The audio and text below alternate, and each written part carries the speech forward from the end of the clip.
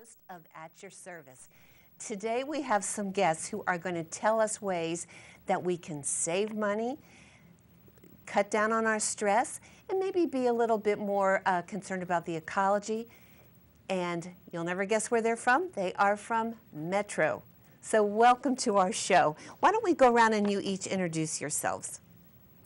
Okay, thank you. I'm Dave Etienne, and I'm in the marketing department at Metro, and this is what I do. I go out and tell people how great it is to ride the bus.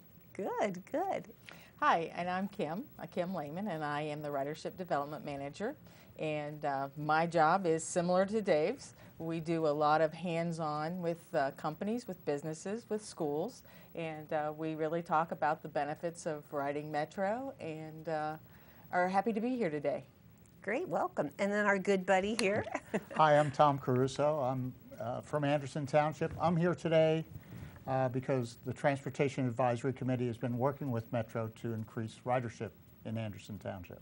I see. Well, Dave, why don't we ask you, what is Metro? Well, Metro is the nonprofit public transportation service in Greater Cincinnati. We primarily serve Hamilton County and the city of Cincinnati. We do have some service in Butler County, Warren County, and Claremont County. Now, years ago, we used to call it, what was the name? Queen City Queen Metro? City Metro, right. So you've really grown, and I think a lot of people in Anderson are using Metro, which I know makes you happy, makes everyone happy. How many people would you say ride the bus on a daily basis? Well, we have a ridership figures that basically indicate that we have a number of passenger trips per day, you know, anywhere in a number of about 70,000 riders per day. We say, though, statistically, that about 20% of the people who work downtown got there on Metro. So that's a way, if you commute downtown, that's really a way for you to think about the impact you're making on traffic, on our environment, and also on your own personal pocketbook. Wow, that is interesting. And now, is that a seasonal? Do you see more riders perhaps in the summer with maybe more activities in the downtown area? Yeah, I think it pretty much stays the same throughout the year. I see. And would you like to add to that, Kim? Well, I really think Dave's covered it. I think we're good. Okay, now there is a website if someone is interested. And why don't you tell us that website? Our website is www.go-metro.com. And it's just been redone. It's been updated in the past year and a half or so. And so it's much more user-friendly for folks to be able to get on. And we have on our homepage, we have a feature called Google Transit.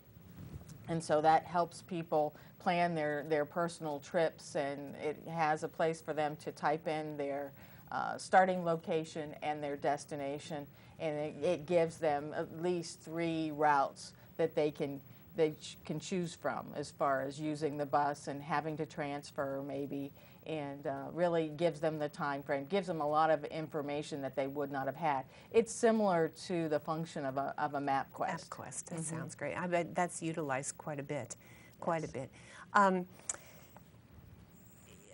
When we bring up the maps, does it designate on this program if those are express buses, those are the regular buses?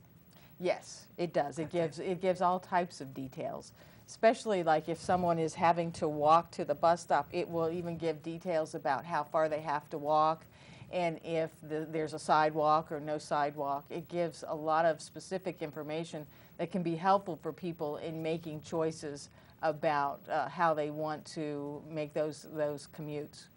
Well, I'll ask you more about Anderson since that's mostly where our viewers are. So how many express buses would you say there are as opposed to just the regular buses going to downtown from Anderson every morning? There are 3. We have the 75X. I brought schedules to just show you. Wonderful. So we have the 75X. We have the 81X.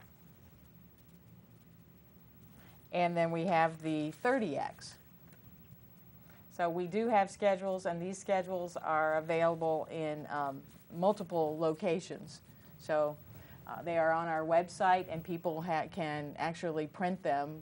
A PDF version is on our website, and so people can print those off if they would like. We also have them downtown at the Mercantile Building across from Fountain Square and Government Square. So we have them available in a lot of different ways for people to be able to pick up. If someone does not have access to a computer, there is actually a customer service type representative they can Yes. speak to. Yes, we have Monday through Friday. We have friendly representatives that are experts on our bus stops and are very, as far as knowledgeable about all of our routes. And they will be able, they're on the job from, I think, 6:30 in the morning to 6 in the evening. Like I said, Monday through Friday. That phone number is 621-4455. Now, would you like to review with us just real quickly how you read the bus schedule? Sure.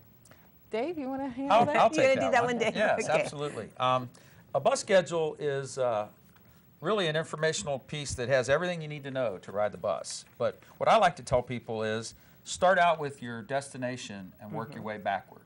So let's say that you're trying to get downtown from Anderson Township.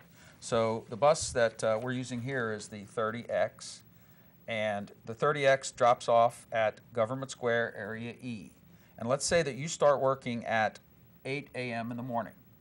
So you look on here and you see that a bus that gets to Government Square at 7:40 That would work. in the morning would probably be the one you would take. So you work your way backward till you find the time that it arrives at the park and ride here, and that would be at 6:52.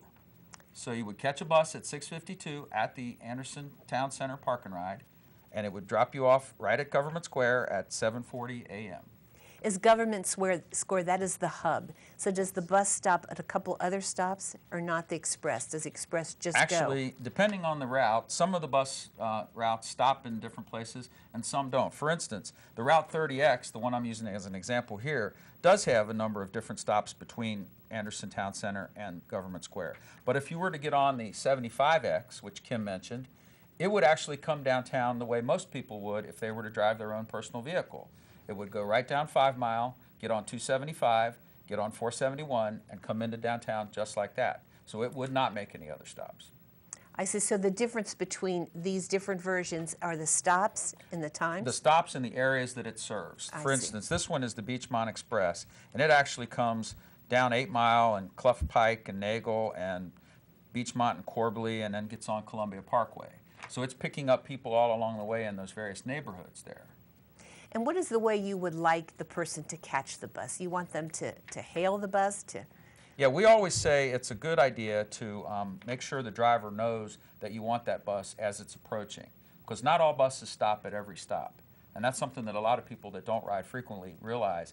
If someone isn't on the bus that wants to get off there, and the driver isn't certain that you want his bus, particularly if it's a stop that is served by many different routes, they may not know that you want their bus. I would also like to point out that we have many stops in our system along our routes that aren't shown on a bus schedule. Metro has almost 7,000 bus stops throughout its system, and it would be impossible to show every one of those on every bus schedule. So what we show are what are called time points. These are main intersections or destinations that everybody would be familiar with, so that you can use those as guides to know when the bus will be there. So for instance, let's say that you live somewhere along this map that's shown in the schedule, and you're between time points. So in order for you to figure out what time the bus would actually be due at your location, you would use the time point before. I see. So if you're between 3 and 4, you would use 3 and help. That would make sure that you get out there in plenty of time to catch your bus.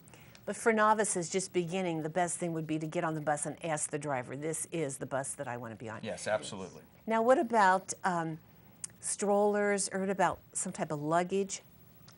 We ask that people fold the strollers as an etiquette, as a courtesy for other passengers, because those can start rolling down the aisle and hit another passenger, another rider. So we ask that people do fold up their strollers before they get onto the bus. Now, does the driver make change? How do you pay to ride the bus? Do you have to have the exact change? Well, you don't have to have the exact change, but we're not going to give you any change back. So I see. So don't bring your $100 bill. exactly, we'd be happy to take it from you, but no, you can pay with cash, obviously, and the bus does accept coins and dollar bills. So if the fare is $1.75, which it is in Zone 1, you could put $1.75 in, and it would accept that. Many people that ride frequently find it more convenient to pay with some form of prepayment, such as a 30-day rolling pass, or a 10-ride ticket, or something that we've got coming out in August called a stored value card. Now, how does that work?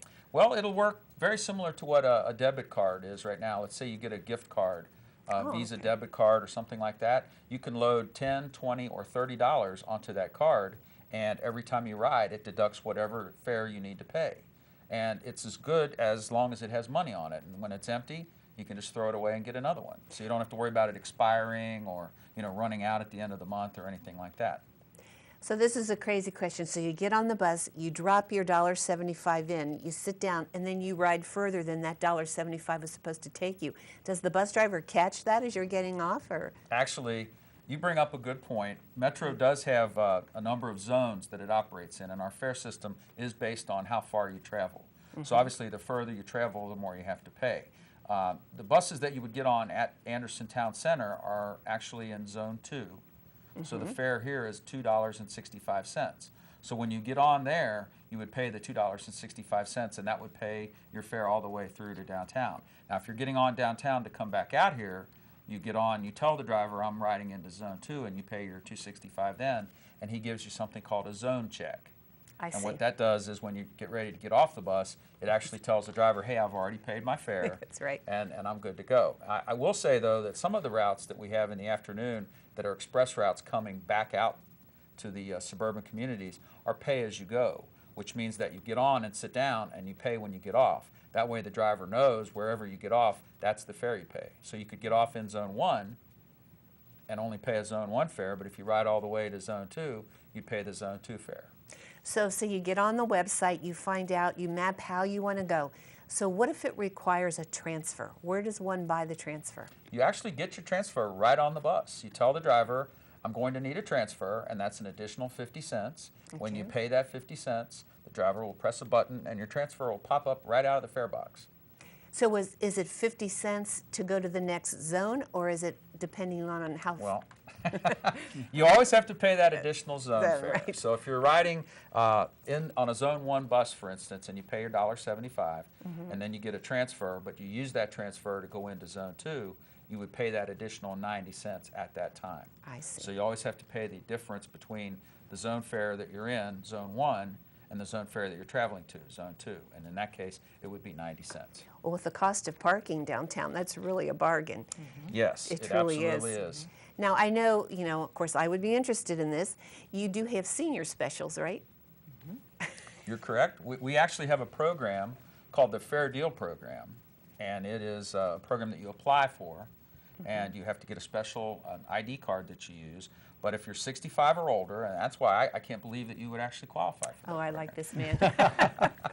But if you do qualify for that, if you're 65 or older, if you are on Medicare, or if you have a qualifying disability, then you get that card. It has a picture on it. Every time you ride, you swipe it on the fare box, and you pay a half fare, whatever the zone fare is. In the case of Zone 1, $1.75, the fare would be 85 cents. If you want to and you ride frequently enough, you could buy a monthly sticker that they actually put on the card. You swipe the card and then show your driver that sticker, and it's covered. You've already paid. That sticker is $38.50 for the month, and it allows you to ride unlimited times on any bus anywhere Metro goes for that entire calendar month. Okay, did I imagine it, or at one time was there a special for an event? One time where it was like a See Cincinnati type of thing that Metro was involved with? Yeah, that was something we did quite a few years ago. There may always be opportunities where we do special fairs and things like that. I would say, watch our website and certainly watch the media for when we make announcements about those kinds of events. I will tell you that we have a trolley that we run every Christmas throughout downtown on Saturdays between the day after Thanksgiving and Christmas Eve, and that's free to ride. Really? Yeah, so you can see the sights and come downtown and enjoy all the Christmas spirit that downtown has to offer. Well, we did also, for Flying Pig in May, we partnered with the Flying Pig organizers, and we provided special services for people who wanted to come and be spectators, watch their runners run along the race course. And so what we did was we had 4 buses then that that picked up people down at Fountain Square or downtown and then would take them to designated stops so they could watch their runners go past and cheer them on, and then get back on the bus, come back downtown, and then come to another part of the course. And we offered those passes, were called day passes, for $4.50, and they would have them all day that Sunday, so they could use it even after the race and take in other sights and attractions of our downtown. That is, I know we've been trailing a bit since we've retired, and in Europe, everybody takes mass transit, and we just have to get used to that here because it is so much easier. You don't have to worry about where did I leave the car, where did I park, did I feed the meter. That is great. So let's talk about the drivers. Is there a training period involved where they work with somebody else before they get their own routes? Yes, and Dave, you could probably talk a little more about that. Absolutely. We have a very intensive training program that involves classroom work and on the street work with a veteran driver. One of the interesting parts about our training program is the use of something called a simulator. It's actually like a big video game, and you sit behind the wheel. It's a real bus wheel, and it's made to look just like a real bus cockpit, and it has 3 screens with cameras that you can type in different scenarios, and it'll actually put the driver in a situation driving in snowy weather, driving in rain, driving in fog, passenger altercation on the bus, a variety of different scenarios that drivers really encounter when they're driving their bus, and it helps to train them not only how to operate the bus, but how to keep your concentration and continue to use your safe driving skills while dealing with these external factors. It also has the ability for the instructor to monitor that person's performance while in the simulator, and it'll actually print out a report at the end of how well they did. Interesting, interesting. Well, the times I've taken the bus, I give the driver so much credit because, you know, working with the public sometime, and especially at certain events, they can get a little rowdy, but they've always just been exceptional. Well, and I will tell you, if you never ride the bus ever at all, try to ride the bus when they predict bad weather, because it's much better to be in the bus looking out at all the traffic than sitting in the traffic being one of the people that's stuck in traffic. Oh, wow. How long have you been with, each of you been with Metro? I came with the place. I've been there 23 years. My goodness, then you know all about it. He's a fixture in the garage. I would say. And then I've been with Metro a year and a half. This is a brand new position for Metro, the Ridership Development Manager. We have a marketing, we have communications folks, we have graphics folks, and they decided that they wanted someone that would maybe do a little bit more one-on-one with organizations, with the downtown businesses, with our universities. And so the position was created as a result of making some changes in our strategic plan. I see. Now, Tom, we don't want to leave you out sitting there by yourself. I'm enjoying the conversation. Thanks. Just tell us, how are you working with Metro? Well, I'm here representing the Transportation Advisory Committee, and earlier this year, one of the new members of TAC came up and asked me if we were doing anything with Metro to encourage ridership. And the lady's name is Gina Licata. And I said, Gina, we're all for that. See what you can do. So on her own initiative, she actually set up a meeting with Metro and talked to Kim and started a ball rolling on Anderson and Metro working together to increase ridership. In early June, we had a meet and greet where Kim made me get up at 6 o'clock in the morning to go visit riders at the Metro parking, or at the Anderson Center Station, passing out donuts and coffee. Got to meet a lot of great people, encouraged them to bring their friends to try Metro that hadn't tried it before. We got a lot of good communications there. I thought about other ways we could do it, and so we're here today talking about Metro on At Your Service. We have some other ideas that we're going to work on. Again, there's a lot of reasons why people should ride the bus if they can. If they work downtown, it's a lot easier on them. There's a lot less stress. The parking is a lot less expensive if you ride the bus than if you park downtown. Some of the healthy things, though, that people don't talk about, generally when you ride a bus, you generally have to walk a few blocks. And we're finding out that people that ride mass transit tend to have healthier lives because they have that passive physical activity as part of their life on a daily basis. So that healthy part of the metro, I think, needs to be talked about. And then we're all talking about the environment and being green. You save, Kim told me, I forget how many pounds of CO2 each year if you ride metro from a car. Well, you can take 40 to 50 cars right off the road by Exactly. filling a bus. That's exactly right. Yeah. So that includes, or that improves the air quality. I've talked to some engineers that work for ODOT and some of the other traffic engineers around here, and they look at mass transit as another capacity builder for their highways. If you can take 40 cars off the road, that means that traffic going downtown will be less, you know, it'll be a smoother operation. You won't have to spend so much money on roads that way. So there's a lot of reasons that we want to try to encourage mass transit. And I think it's a win-win for everything. I think if people use it, they'll find it's really enjoyable. It really helps them in their day. And it also helps the community with not having to spend more money on building more and more highways that get filled in more and more cars, generating more and more pollution. So it's a win-win. It's something we all should do, particularly if you work downtown. It's a no-brainer. And they've made it so convenient, like where the stops are too. There's one at the town center. There's one at Mount Washington at the supermarket there. They're at the most convenient. And there's one across from, I think we talked about that before, from Anderson Mercy Hospital. So it just seems like you know, wherever you live, you're very close to a bus stop. Absolutely. And our bus stops are very attractive, brightly colored blue and green, and they're easy to spot along the sides of the roads. So just look for the blue flower with the green circle around it. We call it the swoop.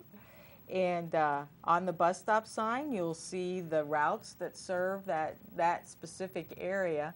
So that's good for a new rider to be able to make sure they're at the right stop, is to be able to check to make sure their number is there. So if somebody is listening today and watching us today, and they're considering, maybe I'm going to try taking the bus tomorrow, what would you say to them?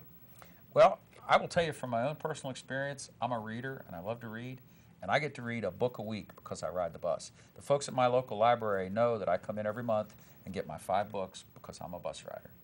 And that's good. I would say it's a sense of community. I ride every day. I ride the 3X from Kenwood downtown, and we have a camaraderie on our bus that we have had pool parties after work hours. We've gotten together for social events. So the people on our bus really do feel a sense of community. And you know, in this day and age with families being so far apart, it's nice to have somebody in the morning say good morning to you as you get on the bus, and when you get off to go into the office, to have someone say, have a good day. So I think there's that benefit that nobody talks about, is that fuzzy feel good. Sure, my husband rode the bus for many years when he worked downtown, and he said they wouldn't see them for a couple weeks, and they would get on the bus, and it's like, have you been okay, or were you on vacation? Hope you weren't sick. So you're right, I think that is really, really important. And like you said too, it's a really good de-stressor. You can get to work feeling a little fresher than you would if you were battling the traffic, and you get home and maybe you can then come in with a smile on your face and greet the kids. And how else can you find another hour in your day? That is exactly right. Well, thank you so very much. And Tom, you always bring us such good information also. And I thank you both for taking time out of your busy day. And I thank all of you for watching Anderson Community Television. And please, give it a try. Go up to the bus stop and catch the bus next time. Thank you.